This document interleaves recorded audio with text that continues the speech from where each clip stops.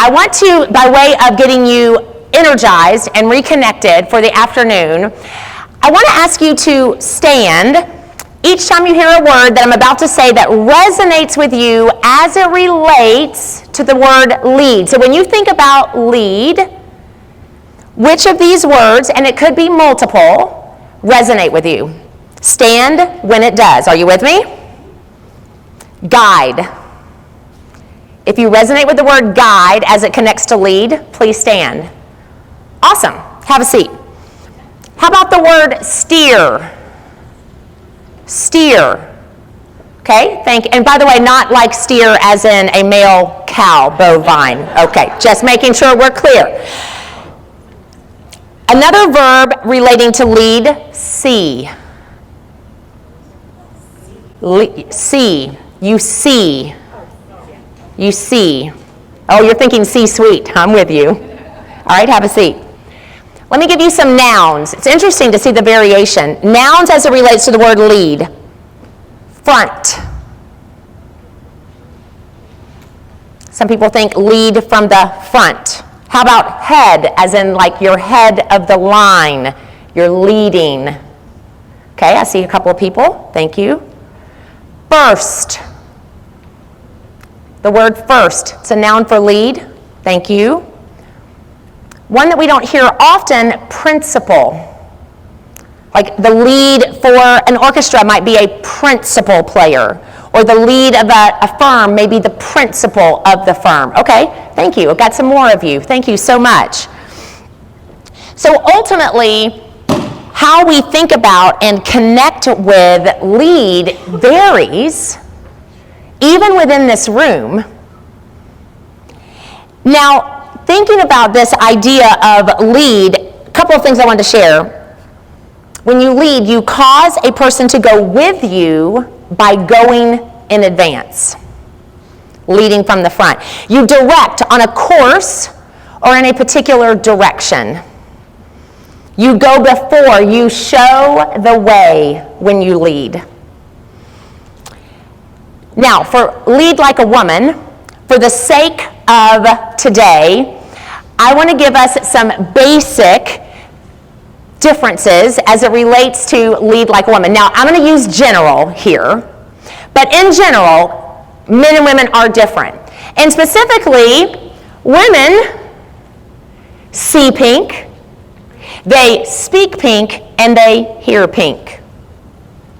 Men, on the other side, will speak pink, they may, I said pink, they speak blue, they see blue, they hear blue. As a general statement to identify the fact that men and women are different.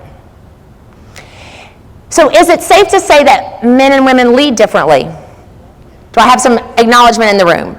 Awesome. I hope we're all raising our hand that we lead differently. Now, interestingly, when surveyed as it relates to different leadership styles, it often is said that men and women agreed that women lead by concentrating more on relationships, managing expectations, seeking input, while men focus on promoting their abilities and their final outcomes.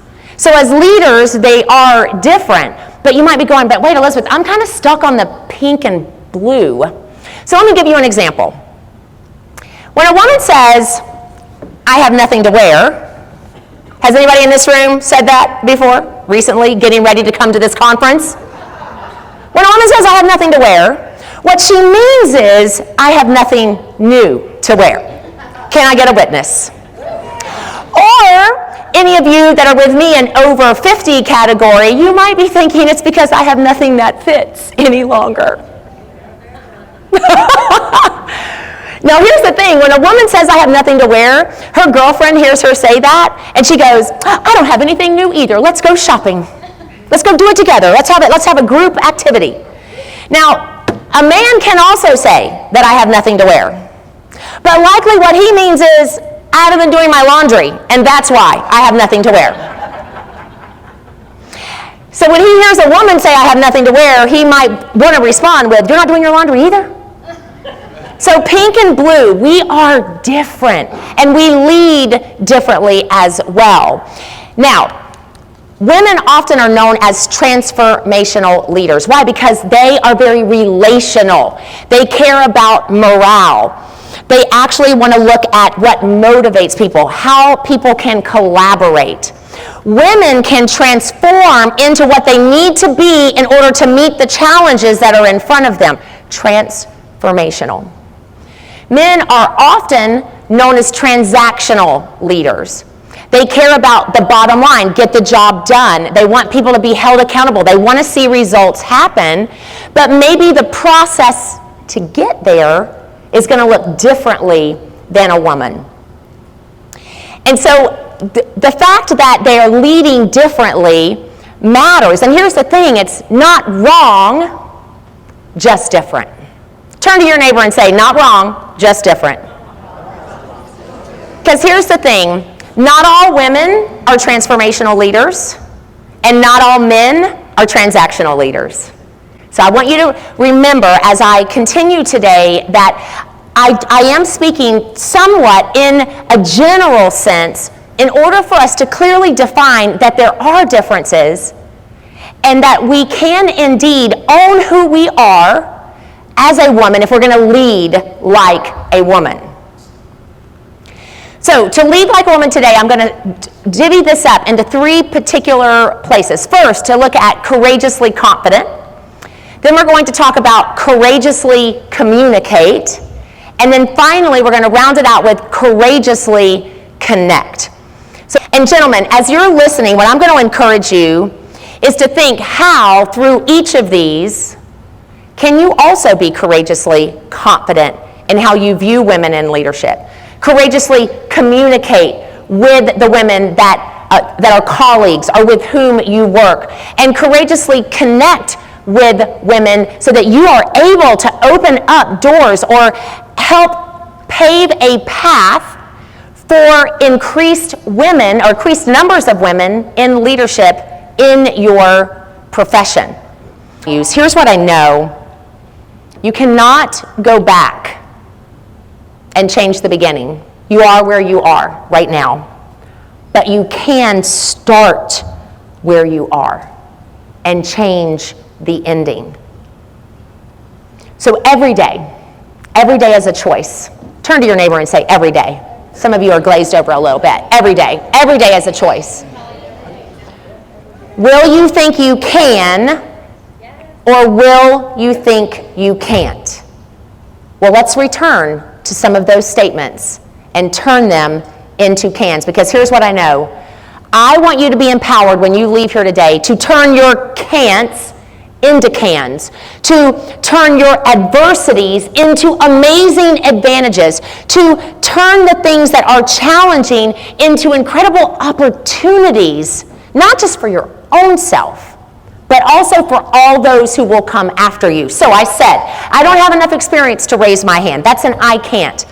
I courageously take steps to build the experience that I need and also the confidence that comes with it. I can only build my career so far because I have a family. I courageously incorporate my family into my career decisions. If I'm promoted, I'll manage people who have been here longer, had more experience. I courageously connect to build relationships with all that I manage. Or leading means being labeled aggressive. I choose assertiveness over aggressiveness.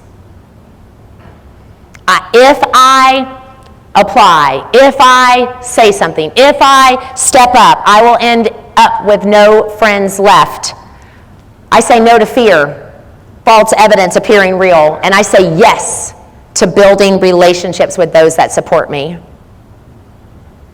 What's the point in applying? I'll be overlooked anyway. I'm worth it. I courageously apply anyway to make a way for those that will follow. Ladies, just repeat after me. I am worth it. Let's add some more gusto to that. I am worth it. I am worth it. Because you are worth it. And here's the thing, success is not final, ever, failure is not fatal. It is the courage to continue that counts. I believe Winston Churchill got that correct. Every day we can remind ourselves, success is not final. Failure is the feedback that we need to have the success that we desire. That's why it's not fatal, because it's encouraged that we continue to work and move forward. So today we've talked about what's important about being courageously competent. We've looked at what it takes to be courageously communicate. And we've also talked about how can we courageously connect. So let's look at how these combine. If I'm confident and I communicate, I can develop mutual understanding. If I will communicate to connect, I will build relationships. And if I'm confident in connecting on shared vision, mission, and values, we create a culture where you get to lead like a woman. Thank you.